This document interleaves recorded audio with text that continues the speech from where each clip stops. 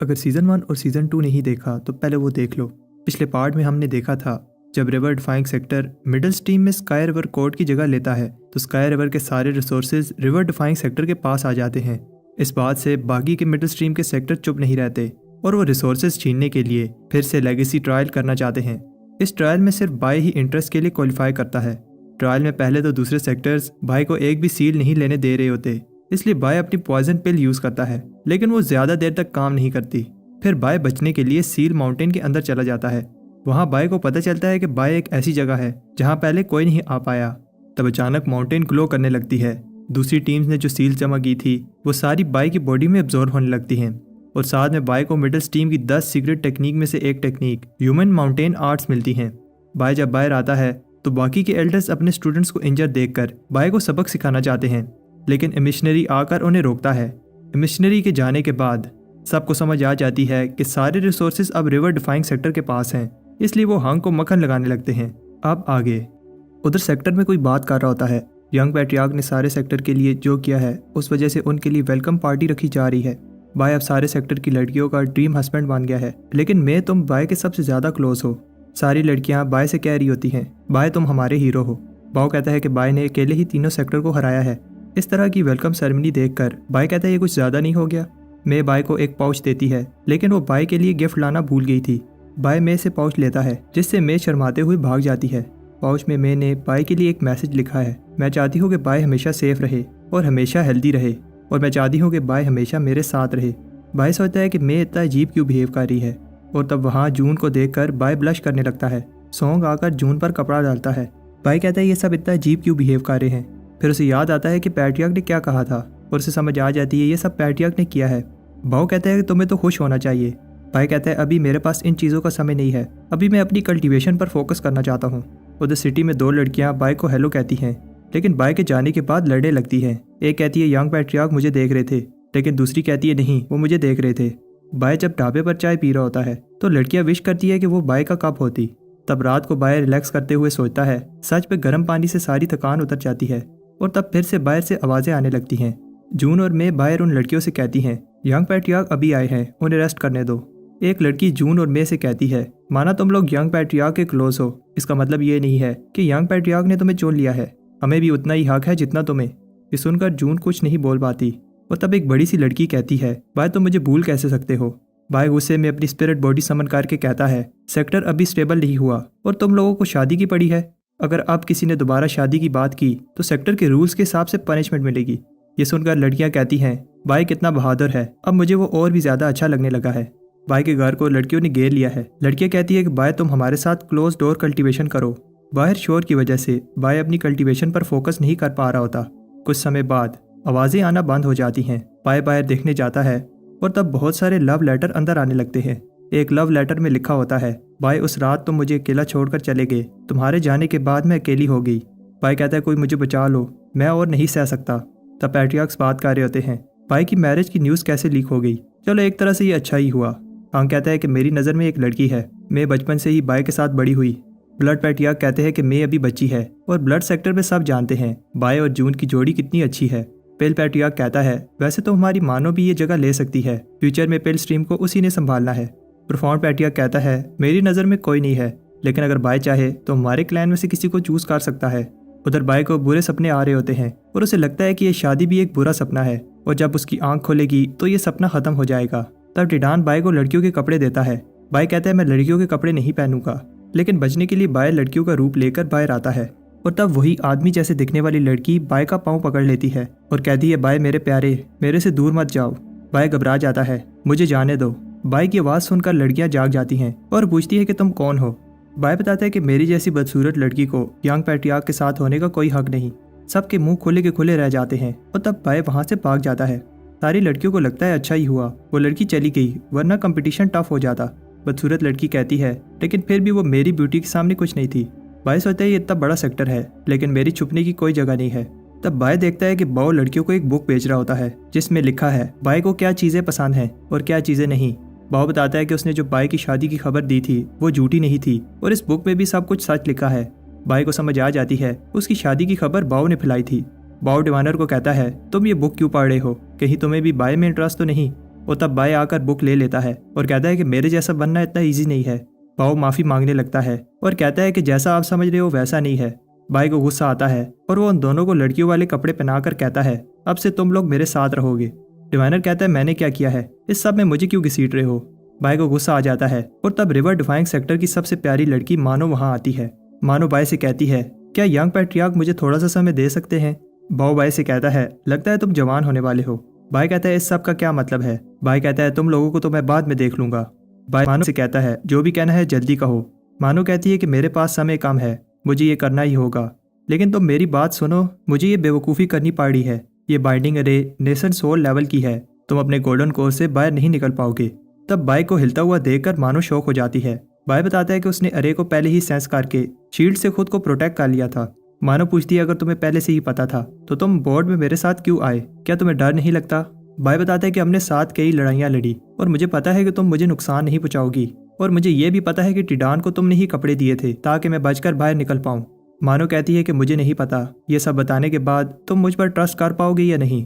Haven reaching continent को haven reaching river ने घेरा हुआ है, लेकिन उसके बाहर एक ऐसी जगह है जहाँ कोई स्पिरिचुअल एनर्जी नहीं है। वही मेरा घर है जिसे वाइल्ड लैंड कहा जाता है। अगर कल्टीवेशन सेक्टर्स को गवर्नमेंट कहा जाए तो हमारी वाइल्ड लैंड के लोग बागी हैं।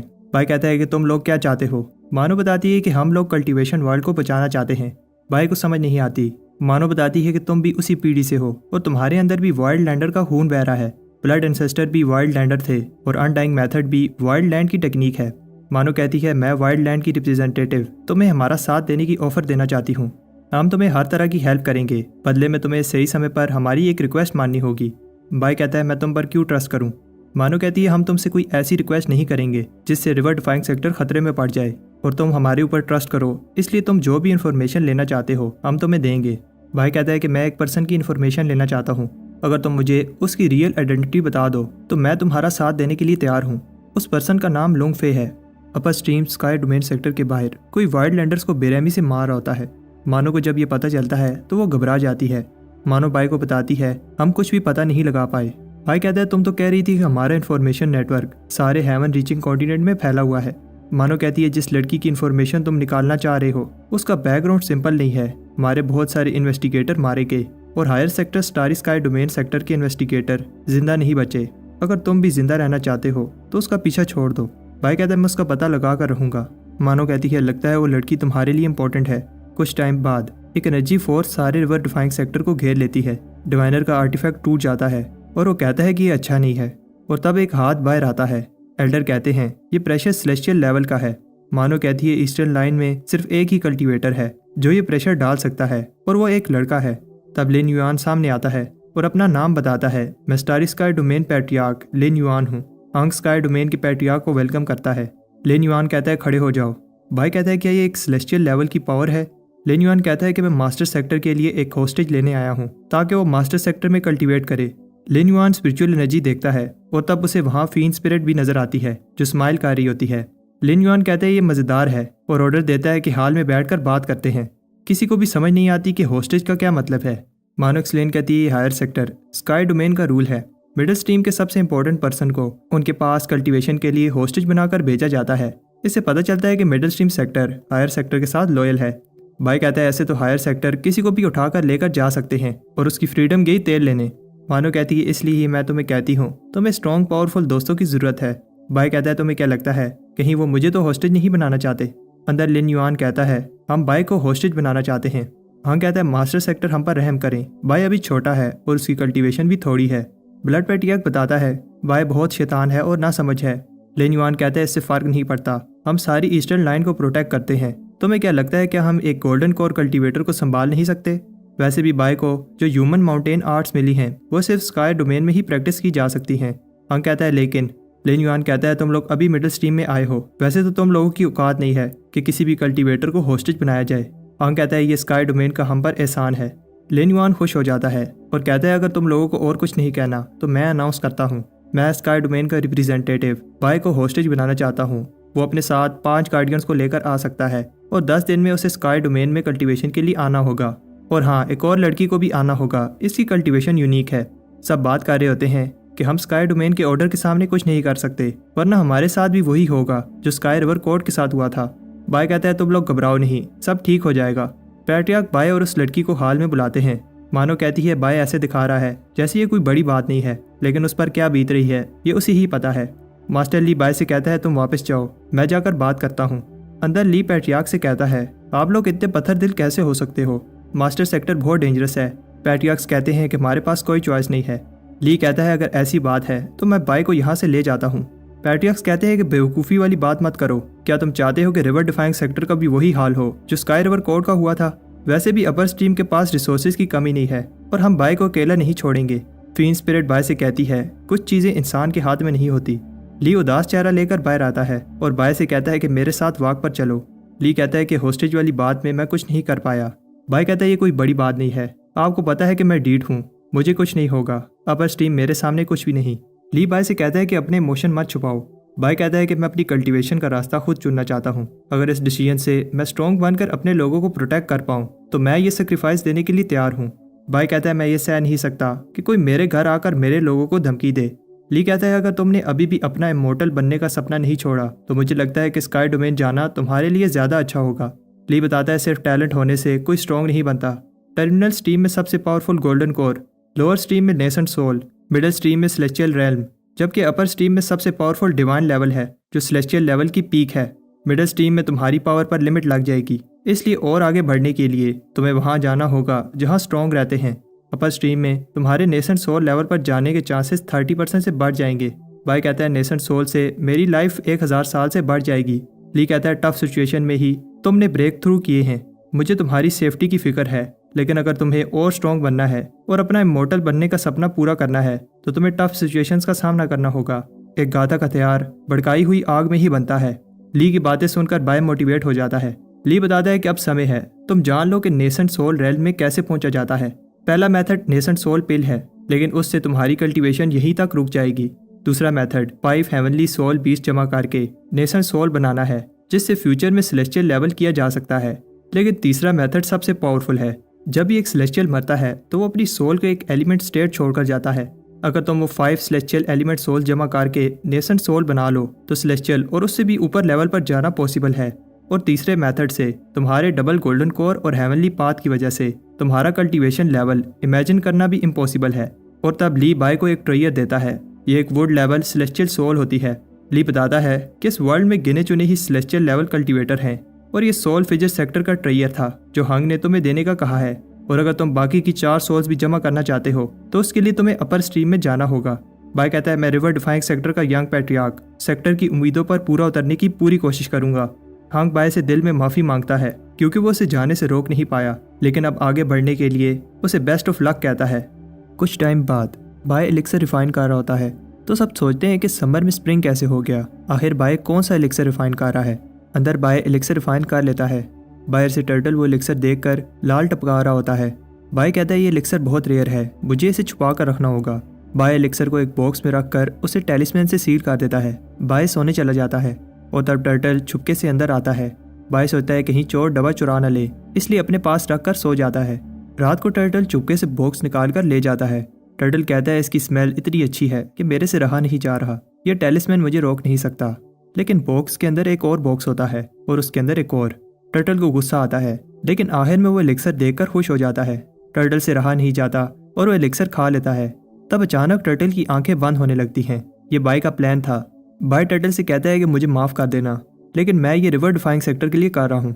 एलिक्सर बनाने के लिए तुम्हारी वाइटैलिटी की ज़रूरत है क्योंकि मैं सेक्टर छोड़कर जा रहा हूँ। मुझे नहीं पता कि मैं वापस लौट पाऊंगा या नहीं, लेकिन जाने से पहले मुझे सेक्टर के लिए पावरफुल एलिक्सर बनाना ही होगा।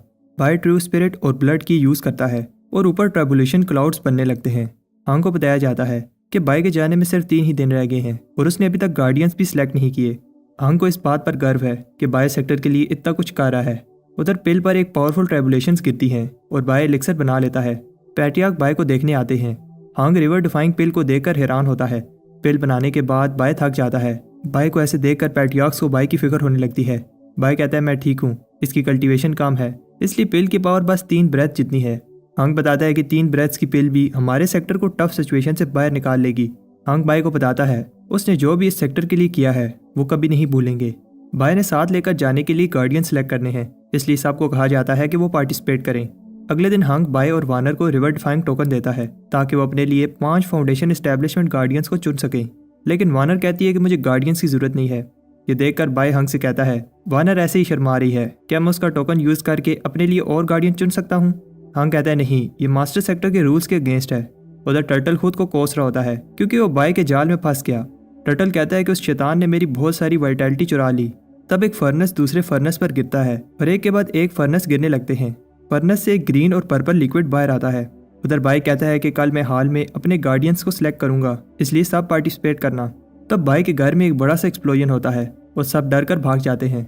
यंग पैट्रियार्क से कहता है मुझे याद आया कि मैंने कुछ दिनों के लिए क्लोज डोर कल्टीवेशन करनी है, जिस पर हंक कहता है चलो दोनों साथ में चलते हैं। कुछ टाइम बाद बाय कह रहा होता है कि ये कोई बड़ी बात नहीं है, सब ठीक हो जाएगा। बाव बताते हैं कि इस बार आपके एलिक्सर ने किसी को नहीं छोड़ा, एसिड रेन की वजह से सब पागल हो रहे हैं। मुझे नहीं लगता कि कोई भी गार्डियन सिलेक्शन में हिस्सा लेगा, अगर कोई ना आया तो क्या होगा? बाय सोचता है वाइल्ड लैंडर की रिक्वेस्ट पर मानो अपर स्ट्रीम में उसके साथ गार्डियन बनकर जाएगी, लेकिन उसे और भी गार्डियन चाहिए। दूर से 2 लोग इधर ही आ रहे होते हैं, ये संग और जैंग होते हैं। संग कहता है ये मत सोचना कि मैं तुम्हारा गार्डियन बनने के लिए कह रहा हूँ, मुझे बस अपर स्ट्रीम में जाना है। जैंग कहता है ब्रदर बाय, मैं तुम्हारा गार्डियन बनना चाहता हूँ और इस बात को प्रूव करूंगा कि मैं इस चीज़ के काबिल हूँ। बाय कहता है तो फिर ठीक है, आगे बढ़ो, दिखाओ मुझे तुम लोगों में कितना दम है। सॉन्ग ब्लड की टेक्निक से अटैक करता है और जैंग स्पिरिट टेक्निक से। बाय इंप्रेस होता है क्योंकि जैंग ने 3 बार अपनी सोर्ड को स्पिरिट डिफाइन किया है। डिवाइनर कहता है कि जैंग स्पिरिट डिफाइनिंग जीनियस है, उसे बाय का गार्डियन बनकर जाना चाहिए। बाव कहता है कि सॉन्ग भी कम नहीं है, उसकी फाइटिंग टेक्निक कमाल की है। दोनों ही नहीं चाहते कि उनके क्लैन का कोई भी पार्टिसिपेंट बाय का गार्डियन बने। जैंग बताता है कि उसने बाय के साथ पहुंचने के लिए दिन रात मेहनत की। बाव सॉन्ग से कहता है तुम जीत सकते हो, आगे बढ़ो। डिवाइनर को गुस्सा आता है क्योंकि वो नहीं चाहता कि हर बार उनका क्लैन बलि का बकरा बने।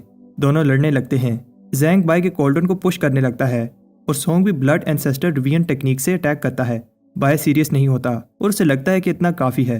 वो सॉन्ग से इंप्रेस होता है क्योंकि वो गोल्डन कोर के पास है और जैंग से भी क्योंकि उसने 3 बार स्पिरिट डिफाइनिंग की। बाय कहता है कि तुम दोनों ही मेरे गार्डियन बनोगे, लेकिन मुझे और गार्डियंस भी चाहिए। डिवाइनर और बाव को समझ आ जाती है बाय उन्हें क्यों देख रहा है। डिवाइनर कहता है कि मुझे नहीं, बाव को चुनो, जबकि बाव चाहता है कि बाय डिवाइनर को चुने। बाय कहता है कि 2 स्लॉट्स खाली हैं तो तुम दोनों को ही चुन लेता हूँ।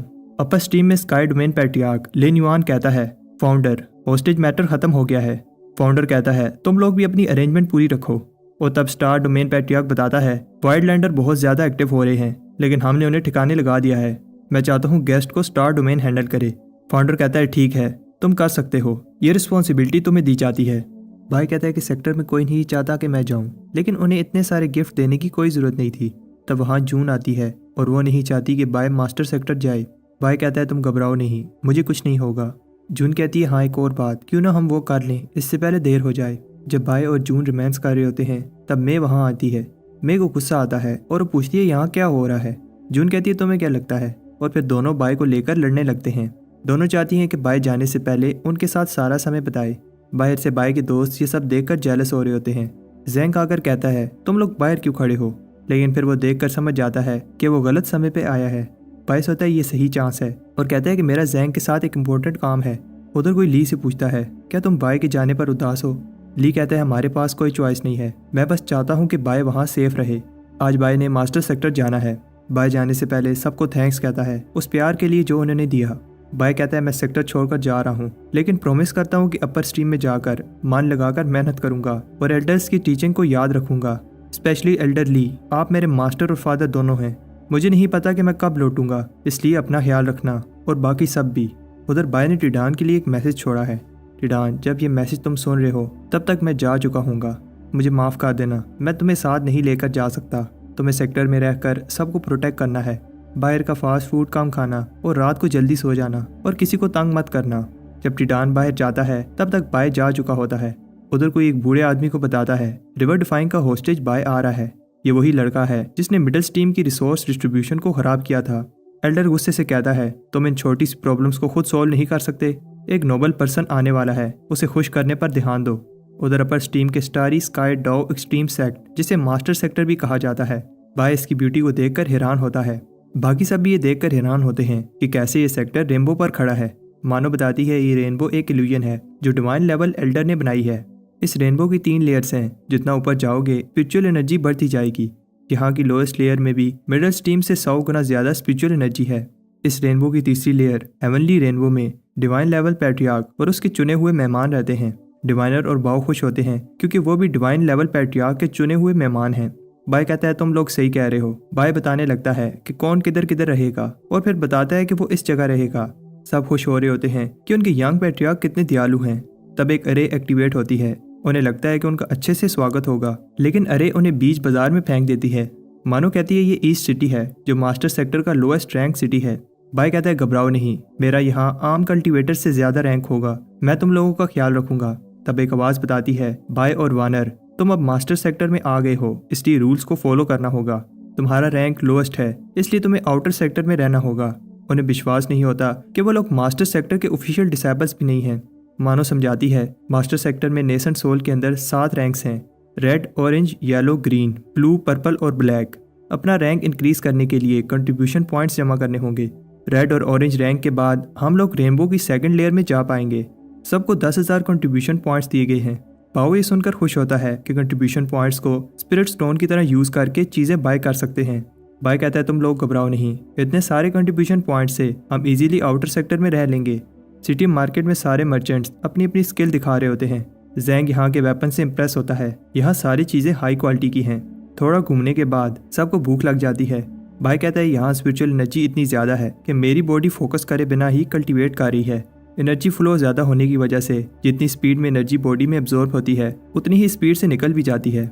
वानर सोचती है अगर मैं लोगों के साथ रही तो हायर सेक्टर की नज़र में आ जाऊंगी, मुझे पहले खुद को स्ट्रॉन्ग करना होगा। वानर सबसे कहती है अब यहाँ से आगे मैं अपना रास्ता खुद चुनूंगी।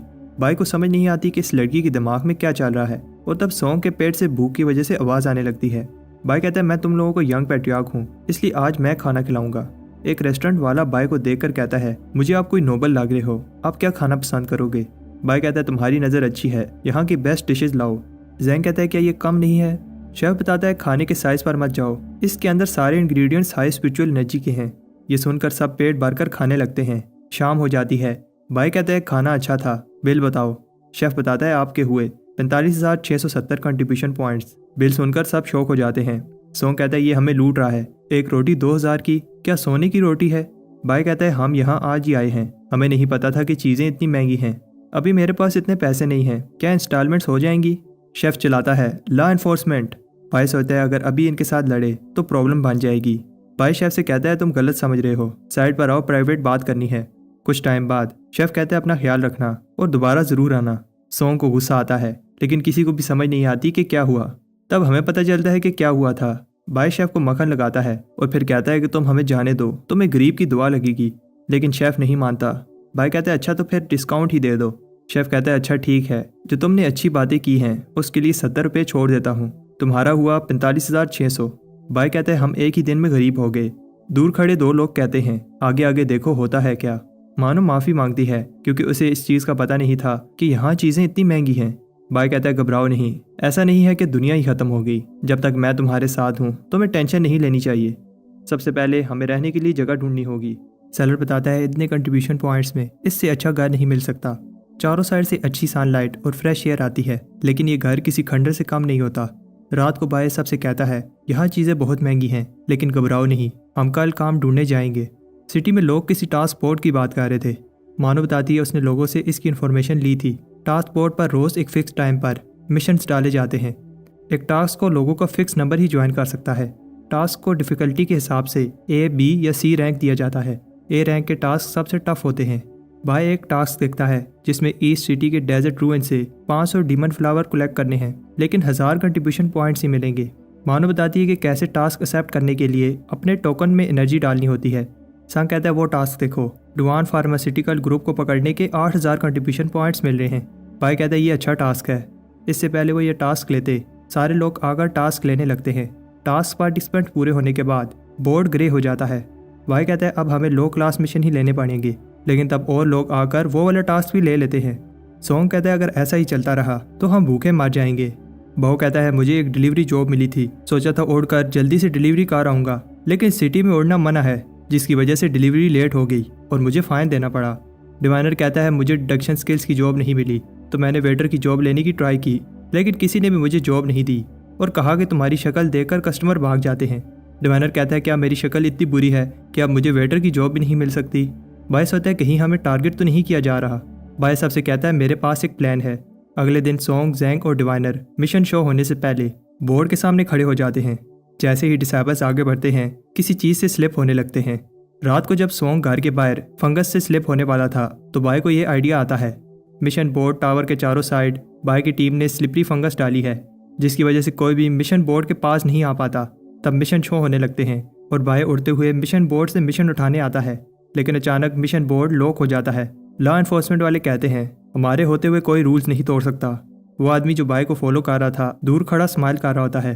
लॉ एनफोर्समेंट वाले बाय को पनिशमेंट देते हैं, उसे ये जगह साफ करनी होगी और साथ में 3000 कंट्रीब्यूशन पॉइंट्स का फाइन भी देना होगा। उधर पैलेस में कोई बताता है मास्टर इस सिटी के कीड़ों को सबक सिखा दिया है। लड़का कहता है अभी मेरे पास इन चीज़ों का समय नहीं है, तुम लोग उनसे डील करो। ग्रैंडपा ने कहा है कि 3 दिनों में वो पर्सन आने वाला है। उधर बाय की टीम 3 दिन से भूखी है और वो कोई मिशन नहीं ले पाए। बाय देखता है कि उसके साथी खाली पेट मेडिटेट कर रहे हैं और कहता है कि अब मुझे विश्वास हो गया है कि कोई हमें टारगेट कर रहा है। बाय कहता है घबराओ नहीं, मेरे पास कुछ हर्ब्स हैं जिन्हें सेल करके हम कुछ समय बिता लेंगे। सोंग को गुस्सा आता है क्योंकि वो किसी का एहसान नहीं चाहता और बताता है कि वो यहाँ स्ट्रॉन्ग बनने आया है। सोंग कहता है अब से मैं अपना रास्ता खुद चुनूंगा। तब मानो भी जाने लगती है। बाय उसे रोकता है, लेकिन मानो कहती है कि वो किसी दोस्त से हेल्प मांगने जा रही है। डिवाइनर बेहोश होने की एक्टिंग कर रहा होता है, लेकिन बाव के आंसू उसके मुंह में जा रहे होते हैं। डिवाइनर बाय से कहता है मुझे पता है कि मैं तुम्हारे ऊपर बोझ बांध रहा हूँ। बाय कहता है ऐसा नहीं है, तुम लोग मेरी रिस्पॉन्सिबिलिटी हो। फिर डिवाइनर कहता है अगर मैं चला जाऊँ तो तुम लोगों की प्रॉब्लम्स कम हो जाएंगी। बाव और डिवाइनर को पता है कि अगर वो बाय के साथ रहे तो टारगेट बनेंगे, इसलिए बाव कहता है हम दोनों तभी वापस आएंगे जब एक सक्सेसफुल आदमी बन जाएंगे। बाय जैंग से कहता है अगर तुम भी जाना चाहते हो तो जा सकते हो, क्योंकि अगर मेरे साथ रहोगे तो तुम भी टारगेट बन जाओगे। जैंग बाय से कहता है तुम घबराओ नहीं, मैं जाकर पैसे कमा कर लाता हूँ। बाय जैंग को स्पिरिट स्टोन देता है, लेकिन जैंग मना कर देता है क्योंकि ये मुश्किल समय में काम आएंगे। बाय के पास से जाने के बाद सब सोचते हैं क्या हमने सही किया। बाव कहते हैं अगर हम साथ रहते तो हम कभी भी पैसे नहीं कमा पाते। मानो कहती है कि जब काम हो जाए तो सब रेनबो के नीचे मिलना। सुबह मार्केट में बाय देखता है एक आदमी किसी की इंसल्ट कर रहा है। ये स्काई फार्मेसी है, यहाँ कचरा नहीं खरीदा जाता। बाय शॉप में जाता है और पूछता है कि तुम लोग मेडिसिन बाय करते हो।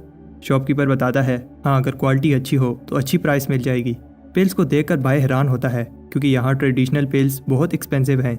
बाय सोचता है अगर मैं अपनी स्किल्स यूज़ करूँ तो हमारे पैसों की प्रॉब्लम सॉल्व हो जाएगी। बाहर लोग बात कर रहे होते हैं ये सेलेस्टियल मैसेंजर थाई ची हैं। मैंने सोचा नहीं था कि अपनी लाइफ में कभी उन्हें देख पाऊंगी। इनका स्टेटस एंसेस्टर से भी ज़्यादा है। उधर सारे मास्टर सेक्ट एल्डर्स किसी को वेलकम कर रहे होते हैं और देखने में मुझे ये लड़की फे जैसी लग रही होती है। उधर बाय सोचता है मैं यहाँ अपना टाइम क्यों वेस्ट कर रहा हूँ, मुझे मेडिसिन कल्टीवेशन पर फोकस करना होगा और सबको दिखाना होगा कि मैं क्या कर सकता हूँ। उधर मास्टर कहता है जूनियर सिस्टर, आपको लास्ट टाइम देखा था, आज आप उससे भी ज़्यादा प्यारी लग रही हो। वैसे तो आपकी हेल्प के लिए 2 डिवाइन लेवल कल्टीवेटर्स हैं, लेकिन अगर कुछ भी चाहिए हो तो मेरे से कहना। लड़की बताती है मैं यहाँ किसी ऑफिशियल विजिट से नहीं आई, यहाँ मेरा एक पर्सनल काम है। आदमी कहते हैं अच्छा ठीक है सिस्टर, फिर भी अगर कुछ चाहिए हो तो मुझे कहना। उधर 2 कल्टीवेटर्स बाय पर नजर रख रहे होते हैं और सोचते हैं कि ये लड़का आखिर 2 दिन से कैसे बाय नहीं आया, कहीं अंदर भूख से मर तो नहीं गया। रात हो जाती है और बाय अंदर रिफाइनिंग कर रहा होता है। बाहर बहुत सारे जानवर पर्पल स्मोक की स्मेल से बाय के घर के बाहर जमा हो रहे होते हैं। अंदर बाय पेल बना लेता है और इस पेल की खुशबू ऐसी है जैसे किसी का स्पिरिचुअल सीप बाहर गया। वो पेल खाने वाला होता है, लेकिन बाहर से परिंदों की आवाज़ें आती हैं। बाय कहता है मैंने इस पेल में चेंजिंग की है, पहले इस माउस पर टेस्ट कर लेता हूँ। यहाँ पेल्स बहुत महंगी मिलती हैं, अगर ये चीज़ काम कर गई तो मैं अमीर बन जाऊँगा। सुबह जब बाय उठता है तो देखता है कि चूहा पिंजरे से बाहर भाग रहा है और अब वो बोलने भी लगा है। चूहा बाय से कहता है फिर मिलते हैं, सी यू सून बड़ी। बाय खुश होता है क्योंकि इसके पेल ने ना सिर्फ फिजिकल प्रॉब्लम सॉल्व की है, साथ में स्पिरिचुअल रेल्म भी ओपन कर दी। बाय मार्केट में जाकर अपना स्टॉल लगाता है। स्टारविंग पेल ट्रैवल में साथ ले जाओ और भूख को भूल जाओ, लेकिन कोई भी कस्टमर नहीं आता। पास के शॉपकीपर्स कहते हैं लगता है तुम यहाँ नए आए हो, पुराने लोगों का काम नहीं चल रहा, तुम्हारा कहाँ से चलेगा। बाय कहता है तुम लोग कचरा बेच रहे हो, मेरी पेल किसी ट्रेयर से कम नहीं। बाय स्पीकर में बोलता है क्या तुम्हारा काम में मन नहीं लगता और सारा दिन थके थके रहते हो, अब और नहीं, एक बार ये पिल खाओ और सब कुछ भूल जाओ। बाय अपनी पूरी कोशिश करता है लेकिन कोई भी कस्टमर नहीं आता। बाय कहता है ऐसे तो मैं भूख के मारे मर जाऊंगा, जब मैं पिल बना रहा था तब तो बहुत सारे जानवर जमा हो गए थे। फिर बाय को एक आइडिया आता है और वो पिल निकाल कर उसकी खुशबू को फैलाने लगता है। जैसे ही खुशबू पहले आदमी को आती है उसे ऐसे लगता है कि जैसे वो किसी फूलों के बाग में खड़ा है और उसका माइंड रिलैक्स हो जाता है। तब बहुत सारे लोग बाय के स्टॉल के बाहर जमा होने लगते हैं। सब पूछते हैं कि इसकी स्मेल तो बहुत रिफ्रेशिंग है। बाय इसकी प्राइस बताता है सिर्फ 300 कंट्रीब्यूशन पॉइंट्स। सब कहते हैं इतनी सस्ती, कहीं ये कोई स्कैम तो नहीं। बाय बताता है कि इससे 2 दिन तक भूख नहीं लगेगी और स्ट्रेस को तो भूल ही जाओ। सब सोचते हैं कि ये पिल या तो स्कैम है या फिर इसके साइड इफेक्ट्स होंगे। बाय बताता है एक लकी कस्टमर को पिल फ्री मिलेगी और एक वीक से बूढ़े आदमी को चुनता है। सबको लगता है कि मेडिसिन फेक है जब उस बूढ़े आदमी के मुंह से खून आने लगता है और वो फिर से बेहोश हो जाता है। बाय भी घबरा जाता है लेकिन फिर कहता है कि ऐसा रिएक्शन नॉर्मल है। उधर बूढ़ा आदमी खुद को 20 साल का फील करने लगता है। सब हैरान हो रहे होते हैं।